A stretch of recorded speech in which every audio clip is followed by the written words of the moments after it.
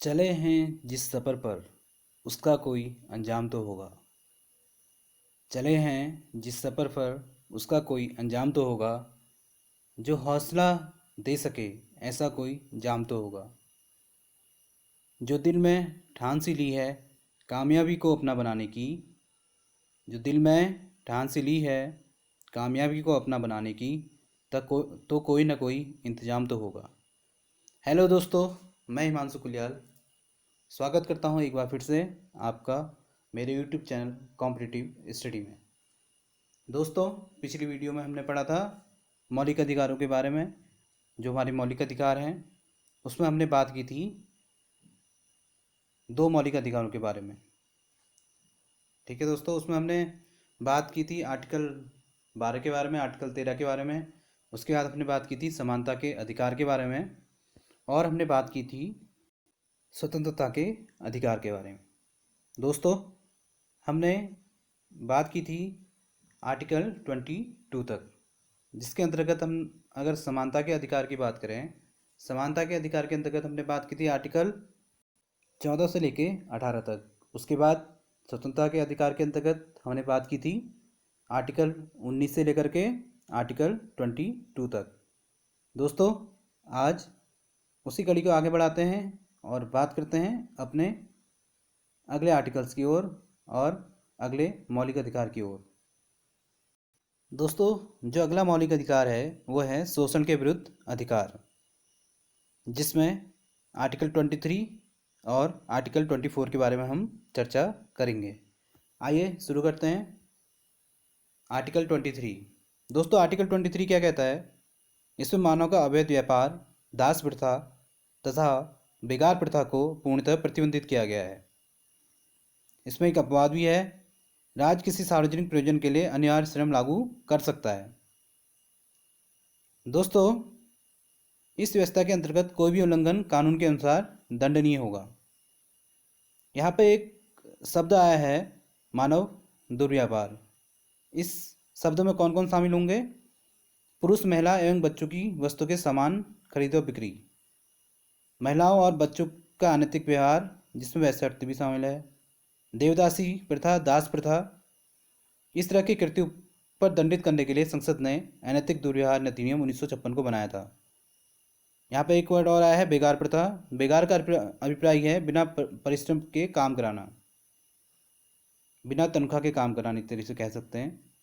यह एक विशिष्ट भारतीय व्यवस्था थी जिसके तहत क्षेत्रीय जमींदार कभी कभी अपने नौकरों या उधार लेने वालों से बिना कोई भुगतान के कार्य कराते थे।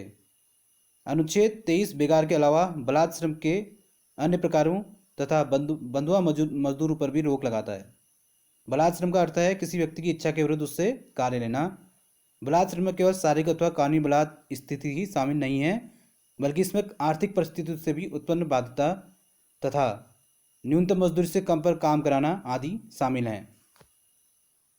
दोस्तों, जो इसमें अपवाद की बात हम कर रहे थे, उसके लिए अगर उदाहरण के लिए हम लें तो कह सकते हैं सैन्य सेवा एवं सामाजिक सेवा आरोपित कर सकता है, जिनके लिए वह धन देने की बात नहीं है। लेकिन इस तरह की सेवाओं में लगाने में राज्य को धर्म, जाति, वर्ग के आधार पर भेदभाव की अनुमति नहीं है। दोस्तों, अगला आर्टिकल है आर्टिकल 24।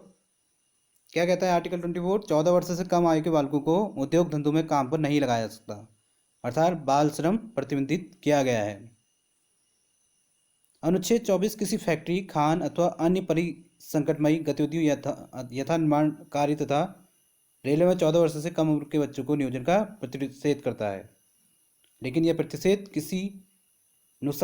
किसी नुकसान न पहुंचाने वाले अथवा निर्दोष कार्य में नियोजन का प्रतिषेध नहीं करता है। बाल श्रम अधिनियम 1986 इस दिशा में सर्वाधिक महत्वपूर्ण कानून है। इसके अलावा बाल नियोजक अधिनियम 1938, कारखाना अधिनियम 1948, खान अधिनियम 1952, वाणिज्य पोत परिवहन अधिनियम 1958, इसी प्रकार के अन्य अधिनियम निश्चित आयु से कम के बालकों को नियोजन को प्रतिषेध करते हैं। 1996 में उच्चतम न्यायालय ने बाल श्रम पुनर्वास कल्याण कोष की स्थापना का निर्देश दिया, जिसमें बालकों को नियोजित करने वाले द्वारा प्रति बालक 20,000 रुपये जमा कराने का प्रावधान है। इसने बच्चों की शिक्षा, स्वास्थ्य एवं पोषण में भी सुधार के निर्देश दिए। बालक अधिकार संरक्षण आयोग अधिनियम 2005 बालकों के अधिकारों के संरक्षण के लिए एक राष्ट्रीय आयोग और राज्य आयोग की स्थापना और बालकों के विरुद्ध अपराधों अथवा बालक अधिकारों के उल्लंघन पर शीघ्र उच्चारण के लिए अधिनियमित किया गया है। इसी के अंतर्गत दोस्तों बाल श्रम संशोधन 2016 लाया गया था, जिसके द्वारा जो 1986 में संशोधन आया था उसको संशोधित किया गया था। इसने मूल अधिनियम का नाम बदलकर बाल एवं किशोर श्रम अधिनियम 1986 रख दिया था। इस अधिनियम के अनुसार 14 वर्ष से कम आयु के बच्चों को सभी व्यवसायों एवं प्रक्रियाओं में रोजगार निश्चित करता है। संशोधन अधिनियम ने उल्लंघन करने वालों के लिए कड़े दंड का भी प्रावधान किया है। 6 माह से 2 वर्ष तक की कैद अथवा 20,000 से 50,000 तक का जुर्माना भी यहाँ पे लग सकता है। दोस्तों जो अगले आर्टिकल्स हैं वो अगले मौलिक अधिकार के अंतर्गत आते हैं। धार्मिक स्वतंत्रता का अधिकार। दोस्तों आइए बात करते हैं आर्टिकल 25, 26, 27 और 28 के बारे में, जो हमारी धर्म की स्वतंत्रता के अधिकार को बताते हैं। दोस्तों जो आर्टिकल 25 है यह है अंतःकरण की ओर धर्म के अबाध रूप से मानने, आचरण और प्रचार करने की स्वतंत्रता। अनुच्छेद 25 के अनुसार सभी व्यक्तियों को अंतःकरण की स्वतंत्रता और धर्म के अबाध रूप से मानने, आचरण करने और प्रचार करने का समान हक होगा। इसके प्रभाव हैं अंतःकरण की स्वतंत्रता। किसी भी व्यक्ति को भगवान या उसके रूपों के साथ अपने ढंग से अपने संबंध को बनाने की आंतरिक स्वतंत्रता है। मानने का अधिकार। दोस्तों अपने धार्मिक विश्वास और आस्था की सार्वजनिक और बिना भय के घोषणा करने का अधिकार है। आचरण का अधिकार है। धार्मिक पूजा, परंपरा, समारोह करने की और अपनी आस्था और विचारों के प्रदर्शन की स्वतंत्रता है। प्रसार का अधिकार है। अपनी धार्मिक आस्थाओं को अन्य को प्रचार और प्रसार करना या अपने धर्म के सिद्धांतों को प्रकट करना, परंतु इसमें किसी व्यक्ति को अपने धर्म में धर्मांतरित करने का अधिकार सम्मिलित नहीं है। जबरदस्ती किया गया धर्मांतरण सभी समान व्यक्ति के लिए सुनिश्चित अंतःकरण की स्वतंत्रता का अतिक्रमण करता है। दोस्तों आर्टिकल 25 केवल धार्मिक विश्वास को ही नहीं बल्कि धार्मिक आचरण को भी समाहित करता है। यह अधिकार सभी व्यक्ति, नागरिकों एवं गैर नागरिकों के लिए उपलब्ध है। जो आर्टिकल 26 है दोस्तों, ये क्या बताता है? माने गए धर्म को प्रबंधन करने की स्वतंत्रता। इसका मीनिंग क्या है? धार्मिक मूर्त प्रयोजनों के लिए संस्थाओं की स्थापना और पोषण का अधिकार है। अपने धर्म विषयक कार्यों का प्रबंध करने का अधिकार है। जंगम और स्थावर संपत्ति के अर्जन और स्वामित्व का अधिकार है। ऐसी संपत्ति का विधि के अनुसार प्रशासन करने का अधिकार है। अनुच्छेद 25 जहां व्यक्तिगत अधिकारों की गारंटी देता है, वहीं अनुच्छेद 26 धार्मिक संप्रदाय या इसके अनुभागों के अधिकार का प्रदान करता है।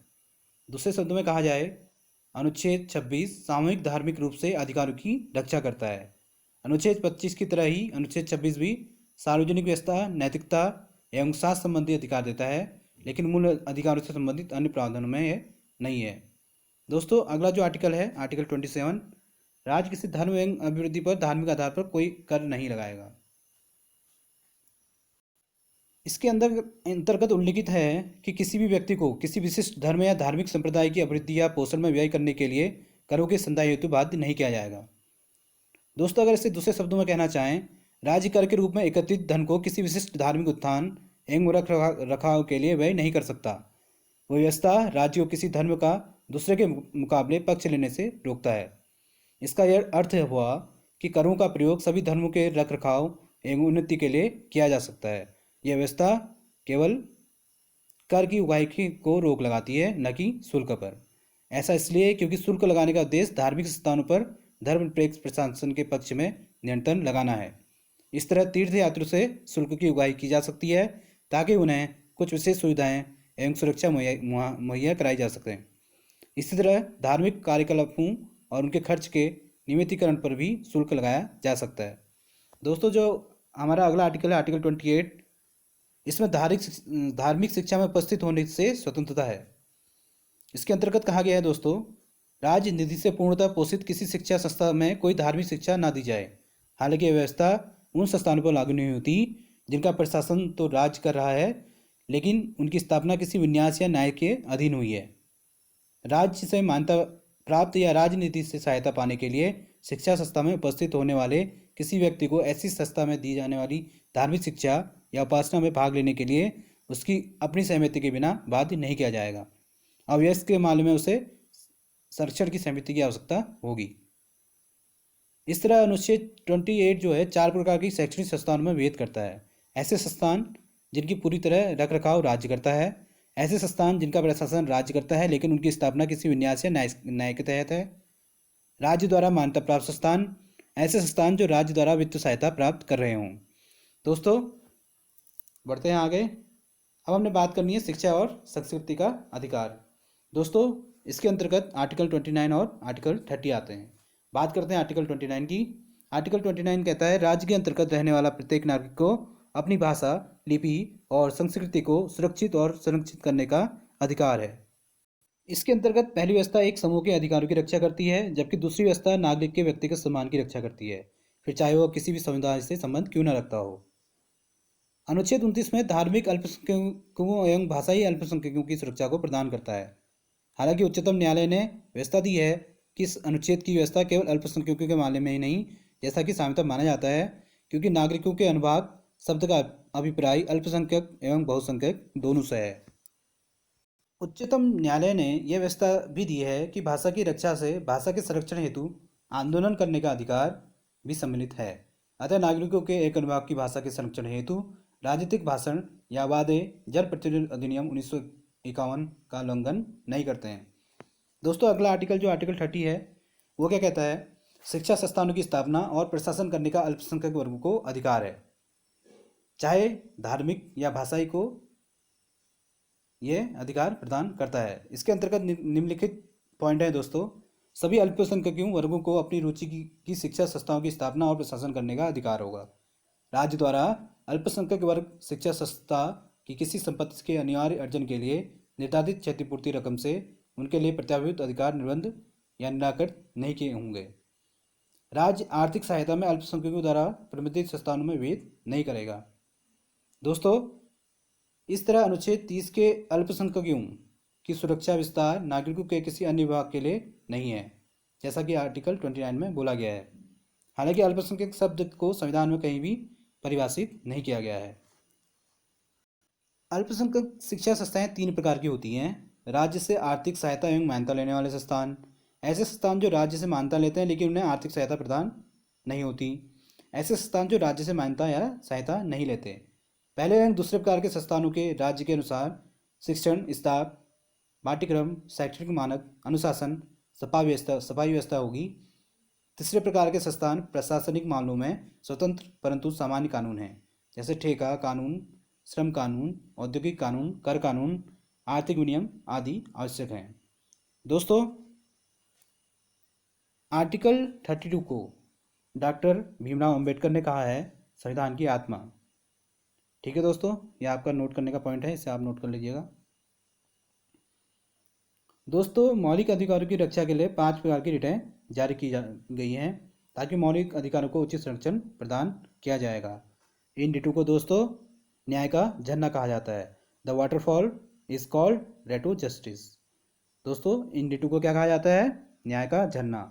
आप ये पॉइंट नोट कर सकते हैं। दोस्तों जो 5 प्रकार की रिटें प्रदान की गई हैं उसमें पहली है बंदी प्रत्यक्षीकरण, दूसरी है परमादेश, मैंडमस, प्रतिषेध, प्रोहिबिजन, उत्प्रेषण, सारी सीरियो, अधिकार पर्चा, क्यू वारंटो। दोस्तों आइए ये क्या होते हैं इनके बारे में चर्चा करते हैं। ये जो रिटें थी अंग्रेजी कानून से ली गई थी, जहाँ इन्हें विशेषाधिकार रिट कहा जाता था। इन्हें राजा द्वारा जारी किया जाता था, जिन्हें अब भी न्याय का झरना कहा जाता है। आगे चलकर उच्च न्यायालय में रिट जारी करना प्रारंभ कर दिया गया। ये रिट ब्रिटिश लोगों के अधिकारों और स्वतंत्रता को कायम रखने के लिए असाधारण उपचार थी। दोस्तों बात करते हैं बंदी प्रत्यक्षीकरण की। इसे लैटिन भाषा से लिया गया है, जिसका शाब्दिक अर्थ होता है को प्रस्तुत किया जाए। ठीक है दोस्तों, यह उस व्यक्ति से संबंध में न्यायालय द्वारा जारी आदेश है जिसे दूसरे द्वारा हिरासत में रखा गया है, उसे इसके सामने प्रस्तुत किया जाए। तब न्यायालय मामले की जांच करता है। यदि हिरासत में लिए गए व्यक्ति का मामला अवैध है तो उसे स्वतंत्र किया जा सकता है। इस तरह यह किसी व्यक्ति को जबरन हिरासत में रखने के विरुद्ध है। दोस्तों जो दूसरा है वो है परमादेश। दूसरी रीट क्या है? परमादेश। इसका शाब्दिक अर्थ है हम आदेश देते हैं। यह एक नियंत्रण है जिसे न्यायालय द्वारा सार्वजनिक अधिकारियों को जारी किया जाता है ताकि उनसे उनके कार्यों और उसे नकारने के संबंध में पूछा जा सके। इसे किसी भी सार्वजनिक इकाई, निगम, अधीनस्थ न्यायालयों, प्राधिकरणों या सरकार के खिलाफ समान उद्देश्य के लिए जारी किया जाता है। परमादेश रिट जारी नहीं किया जा सकता निजी व्यक्तियों, इकाई के विरुद्ध, ऐसे विभाग जो गैर संवैधानिक हैं, जब कर्तव्य विवेक अनुसार हो, जरूरी नहीं, संविधानात्मक दायित्व को लागू करने के विरुद्ध, भारत के राष्ट्रपति या राज्य के राज्यपाल के विरुद्ध, उच्च न्यायालय के मुख्य न्यायाधीश और न्यायिक समीक्षा के कार्यरत हैं। जो अगला जो पॉइंट है वो है प्रतिषेध। इसका शाब्दिक अर्थ है रोकना। क्या है दोस्तों इसका शाब्दिक अर्थ? रोकना। इसे किसी उच्चतम न्यायालय द्वारा अधीनस्थ न्यायालयों को या अधिकरणों को अपने न्याय क्षेत्र से उच्च न्यायालयिक कार्यों को करने से रोकने के लिए जारी किया जाता है। जिस तरह परमादेश सीधे सक्रिय रहता है, प्रतिषेध सीधे सक्रिय नहीं रहता। प्रतिषेध संबंधी रिट सिर्फ न्यायिक एवं अर्ध न्यायिक प्राधिकरणों के विरुद्ध ही जारी की जा सकती है। ये प्रशासनिक प्राधिकरणों, विधायी निकायों एवं निजी व्यक्ति या निकायों के उपलब्ध नहीं है। दोस्तों अगला जो रीट था हमारा उत्प्रेषण। इसका शाब्दिक अर्थ होता है प्रमाणित होना या सूचना देना। इसे एक उच्चतम न्यायालय द्वारा अधीनस्थ न्यायालयों को या अधिकरणों को या लंबित मामलों के स्थानांतरण को सीधे या पत्र जारी कर किया जाता है। इसे अतिरिक्त न्यायिक क्षेत्र या न्यायिक क्षेत्रीय कमी या कानून में खराबी के आधार पर जारी किया जा सकता है। इस तरह प्रतिषेध से हटकर जो कि केवल निवारक है, उत्प्रेषण निवारक एवं सहायक दोनों तरह का है। जैसा कि पहले उत्प्रेषण की रिट सिर्फ न्यायिक या अर्थ न्यायिक प्राधिकरणों के खिलाफ भी जारी किया जा सकता था, प्रशासनिक इकाइयों के खिलाफ नहीं। हालांकि 1991 में उच्चतम न्यायालय ने व्यवस्था की कि उत्प्रेषण व्यक्तियों के अधिकारों को प्रभावित करने वाले प्रशासनिक प्राधिकरणों के खिलाफ भी जारी किया जा सकता है। प्रतिषेध की तरह उत्प्रेषण भी विवेक निकायों एवं निजी व्यक्तियों या इकाइयों के विरुद्ध उपलब्ध नहीं है। लास्ट जो रूट है दोस्तों अधिकार प्रथा। इसका जो शाब्दिक अर्थ है वह प्राधिकृत या वारंट के द्वारा। इसे न्यायालय द्वारा किसी व्यक्ति द्वारा सार्वजनिक कार्यालय में दायर अपने दावे की जांच के लिए जारी किया जाता है। अतः यह किसी व्यक्ति द्वारा लोक कार्यालय के अवैध अनाधिकार ग्रहण करने से रोकता है। रिट को पूरक सार्वजनिक कार्यालयों में मामले में तब जारी किया जाता है जब उसका निर्माण संवैधानिक हो। इसे मंत्रित्व कार्यालय या निजी कार्यालय के लिए जारी नहीं किया जाता। अन्य 4 रिटों से हटकर इसे किसी भी इच्छुक व्यक्ति द्वारा जारी किया जा सकता है, ना कि पीड़ित व्यक्ति द्वारा। दोस्तों आज की वीडियो आपको कैसी लगी कमेंट करके ज़रूर लिखें, और अगर आपको ये वीडियो पसंद आई है तो लाइक करें, शेयर करें, सब्सक्राइब करें। दोस्तों जल्दी ही मैं आपके साथ लेके आ रहा हूँ उत्तराखंड स्पेशल, जिसमें हम पढ़ेंगे यूके SSC, यूके PSC और ग्रुप C से रिलेटेड कुछ टॉपिक्स। दोस्तों अगर आपको ये वीडियो पसंद आई है लाइक करें, अपने खुश रहें, अपने आसपास सफाई रखें। मिलते हैं अगली वीडियो में, तब तक के लिए नमस्कार, गुड बाय।